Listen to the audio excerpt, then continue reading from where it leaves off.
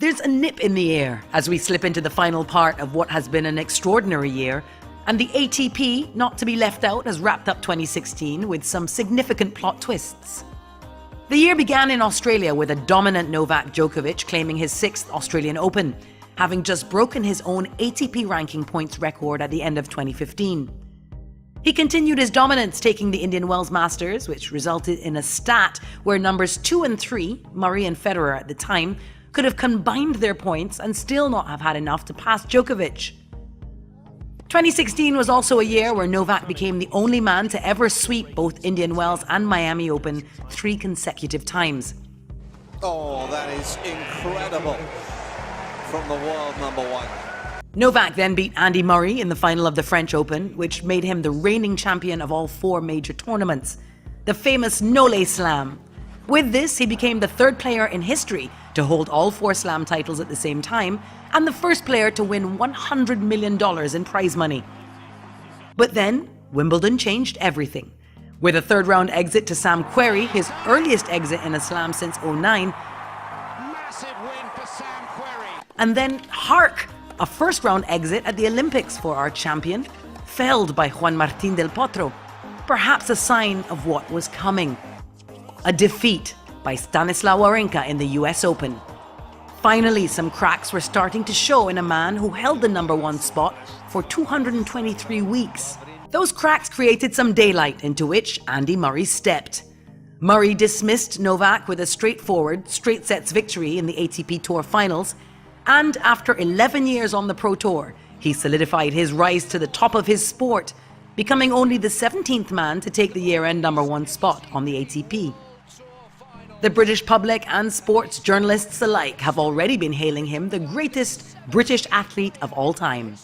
Andy Murray's emergence has been a pleasure to watch for tennis fans, because it has been a long story of grit, determination and resilience that many doubted the Scot could withstand. Andy Murray has a very public love of boxing and recently compared tennis to his pugilistic passion, explaining that everything gets reset after each round. He'll do well to remember that as he looks to the perilous Australian Open in January, which he'll be entering for the first time as the favourite. So this is how things line up at the end of 2016. The dominant players of the last decade are failing. 35-year-old Roger Federer, ranked 16th in the world now, is out of the top 10 for the first time in 14 years with knee and back problems. And Rafa Nadal's wrist has led to his poorest season in a decade, leaving him 9th. The new challengers like Dominic Thiem are itching to break through. And what about the volatile and talented Nick Kyrgios? Can he overcome his demons to make a real play for the top?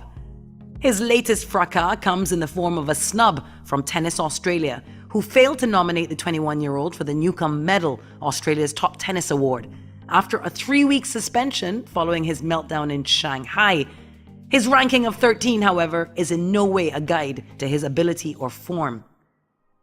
The tall Canadian Milos Raonic is increasingly impressive and finishes the year 3rd in the world behind Murray and Djokovic.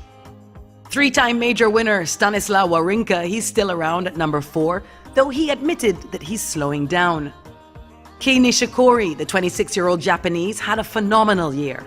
An ATP title, an Olympic medal, and a career-high 58 wins. He'll be looking to make a Grand Slam breakthrough in 2017, and you wouldn't put it past him. And what of the crowd favourite, Frenchman Gaël Monfils? He finishes the year 1 spot down from his previous ranking at 7th, having sustained a rib injury in Stockholm in October, from which he failed to recover.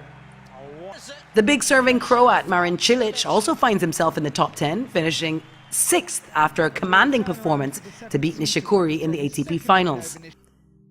Thomas Berdych rounds out the 10, and he can count himself lucky in this restructuring of a year on the ATP. He finishes at 10, but to be fair, he does have 12 ATP titles to his name. 2017 will be fascinating as we look to Novak Djokovic as a man who remains a danger, and he'll be looking to close the 2-title gap on Nadal's 14 majors and maybe Federer's 17. But the major change has been that he looks vulnerable.